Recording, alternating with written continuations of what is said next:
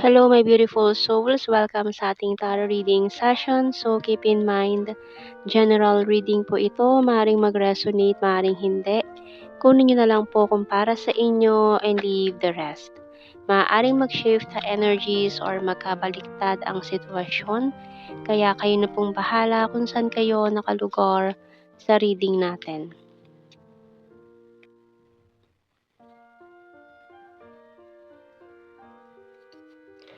Okay, the waiting shed and the magnifying glass. So, someone here is waiting. Ayan, parang hindi ko naman masabing bantay sa lakay ito. Kasi nakabantay siya, nakamasid. At talagang inaalam niya lahat ng tungkol sa'yo. Maaaring naghihintay siya or hinihintay ka niya na bumalik sa kanya or maaaring hinihintay mo siya na bumalik sa'yo. Inaalam niya lahat ng mga bagay tungkol sa'yo ngayon kasi curious siya. Matagal na siguro kayo hindi nag-uusap nitong taong 'to, and curious siya sa mga ginagawa mo ngayon, kung anong kamusta ka, kasi gusto niyang kamustahin ka, pero hindi niya alam kung papaano 'yon sisimulan. And we also have here the camera, so tinitignan nitong taong 'to yung mga pictures mo. Ayan, maaaring may mga pictures ka pa na naka-save sa kanyang device. And we also have here the letter. So anytime soon, this person will send you a message. Pero hanggang ngayon, nakatingin pa lang siya sa'yo, parang na-overwhelm pa rin siya. And we have here the scissor. Ayan, no contact situation. So malino dito na you are in this no contact situation, cut off situation, cut off communication. Ayan, and bottom card natin is mask. So, maaaring nagpapanggap siya na they are doing fine, they are doing great ngayon na wala kayo sa buhay niya. Pero deep inside, hindi yun totoo. No, parang nagpapanggap lang siya na masaya siya behind this scenario o sa mga nangyari sa inyo. Pero ang totoo niyan, hindi sila masaya ngayon sa buhay nila, lalo na at wala kayong communication ngayon, hindi kayo nag-uusap. Ayan, so pride and ego problem din ang nakikita ko dito na dahilan. Isa sa mga dahilan kung bakit hindi siya makapag-reach out agad sa'yo. Ayan, maaaring nagigilty siya or nahihiya siya sa mga atraso niya sa'yo. Kaya ganun na lang siya kung tumingin-tingin lang or mag-stalk-stalk sa iyong social media. Okay, so we have here Two of Cups and the Knight of Swords. So meron din tayo ditong King of Pentacles. Ayan. Pero may mga pinaplano siya. Mataas lang kasi talaga yung ego niya nitong taong ito kasi feeling niya kasi ano siya parang mataas masyado. Hindi siya yung tipo ng tao na ibababa niya yung sarili niya para or magpakumbaba siya, gano'n. Kasi parang ang tingin sa sarili niya mataas na tao siya or hindi 'to sa height ha. Mataas yung maaaring katungkulan sa society at hindi siya yung basta-basta magpapakumbaba lang para lang sabihin or aminin na siya yung nagkamali, okay. So, ayan, Knight of Pentacles and the Judgment. So, malaking desisyon itong kailangan niyang gawin dito. Kailangan niya talagang lunukin itong pride niya. So, we have here the Four of Wands and the Eight of Swords. Kasi kung hindi niya to gagawin, matatrap na siya doon at habang buhay na siyang hindi magiging masaya. Ayan, kung hindi niya kayang i-express or ilabas ito. We have here the Page of Swords. So, ang ginagawa niya lang kasi heavily stalking. Ayun lang ang ginagawa niya, pretending with this mask. So, maaaring this person is pinapakita niya sa'yo na they are cold, distant, ayan, pero deep inside, they are longing for you. Ayan, yung bottom card natin, Four of Pentacles.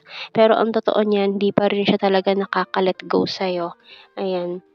And tingnan natin anong message ng ating archangels. So, pinapakita niya they are tough, they are strong. Hindi siya basta-basta bibigay, pero yung tuhod niya nanginginig na ngayon and anytime soon baka mag-fall apart na 'to.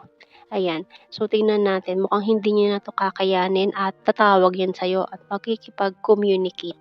So, we have here na Moon Cycles by Archangel Haniel. Notice how the moon affects your energy and manifestations and capitalize upon these cycles. Ramdam mo Alam ko nararamdaman mo na malapit na siya makipag-usap sa'yo, pero parang yung iba sa inyo nagda-doubt pa kasi ang tagal na pero hindi pa rin siya nagpaparamdam. Okay, so tingnan natin. tarot messages cards. Kasi nga, pinipigilan niya yung sarili niya, kaya ang tagal. Kasi para sa kanya nakakahiya yun na siya yung magpapakumbaba sa'yo Nahihiya siya sa sarili niya kapag ginawa niya yun. Ayan I watch you from afar. So ito lang yung ginagawa niya stalking, thinking of you, tinitignan yung mga pictures mo. Ayan, pero this person deep inside is crying over you and feeling lost. So, pinapakita niya they are great, they are fine, they are happy, pero deep inside, this person is crying over you. Dinidibdib niya, dinadamdam niya itong separation nyo. And this person is sinabi niya to sa'yo, I am addicted to you. Hindi, it's a disaster. Oo, disaster talaga to nangyaring separation na to para sa kanya. Nahihirapan na siya na in separation kayo. Giving up. And this is not over yet. Ayan sinasabi niya dito na hindi pa tapos itong connection na to. May something pa in the future. May mga pinaplano pa siya. And I have fear and anxiety. So isa ito sa mga dahilan kung bakit natatakot siya na itry again itong connection na to. Kaya may mga fear and anxiety siya, anxiety issues. Kaya hindi rin siya makayang makipag-communicate sa'yo sa ngayon.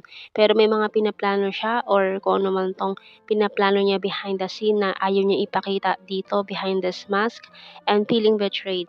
So, maaari kasing ibang tao yung pinili niya or may pinili siyang iba or pinagtaksilan kanya before pero ngayon nagsisi siya na hindi siya naging masaya doon sa naging relasyon na yon. Okay? So, tingnan natin sa ating The Hidden Truth Oracle cards. I knew exactly what I was doing. I look for you everywhere. See? So, nagmamatigas kasi siya. Sinasabi niya na hindi. Alam ko yung mga ginagawa ko. Ayaw niya na pinagsasabihan siya or pinangungunahan siya sa mga desisyon niya. Sinasabi niya, alam ko yung ginagawa ko. Wag mo akong pangunahan. Parang ganun yung sinabi niya sa'yo dati. Ayan. And ngayon, hinahanap ka naman niya. And I will wait for a sign from you. I wish I could take back my word. So, ayun, nagsisisi siya na sinabi niya yung mga yun sa'yo. Ayan. And I replay our conversations over and over. And I hide behind material things. So, yung bottom card natin dito, I know that I crossed the line with you. Ayun, inamin niya, nagkamali siya dito na sumobra na siya. Ayan. So, tingnan natin sa ating blue card what we will have here. Wow, all strings attached. See, it's a union of hearts. So, this person will come back. And, ayan, itong separation ninyo, soon magtatapos na. Ayan. And, tingnan natin sa ating initials. Letter K, Q, ayan, King and Queen. Divine counterpart energy. V, Enye, X, and J, M, T, F, and L. Ayan ang ating mga initials. Bottom card is letter E. So, tingnan natin sa general signs and the messages natin. We have your neighbor. So, maaaring pinili niya lang is malapit sa kanya na kapitbahay pero hindi nag-work out. Kahit pa malapit yan pero hindi talaga nag-work out. Ayan. So, tingnan pa natin. Maaari kasing long distance din kayo. We have your Pisces, Capricorn, August, popular, 8, has a dirty sense of humor, athletic, and travel. So, kung long distance nga kayo, ayan, magta-travel pa siya para lang makita ka at makasama ka. Ayan, we also have your weird, dimple, ayun long distance confirmation, number 3, North PH, logical, number 10, flower farm, cancer sign, skin tag, talented and sarcastic, kind-hearted. Okay, ayun may twin flames energy tayo, flirtatious, and nag-i-stalk siya We have your number 4, perfect smile, hilarious, future lover, eye contact, soulmate, Libra, and the responsible, okay? So, kailangan ng mahabang pasensya pa dito sa connection na 'to, ayan. Pero very, very soon, this person will spill the beans.